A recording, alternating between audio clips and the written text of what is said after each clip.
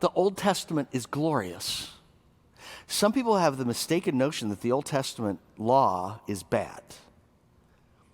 Some people you'll hear, even Christian people, or at least they call themselves Christian, will say, oh, I don't pay attention to the Old Testament. I just listen to the words of Jesus, as though Jesus didn't write the Old Testament.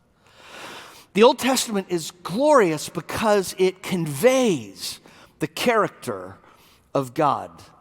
The Apostle Paul would write in Romans chapter 7, verse 7, is the law sin? Absolutely not.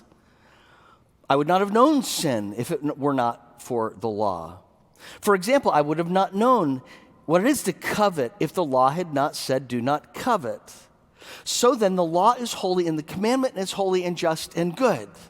The Old Testament law is good because it reveals God's holiness, his character, what he defines as right and wrong, what he defines as loving and not loving.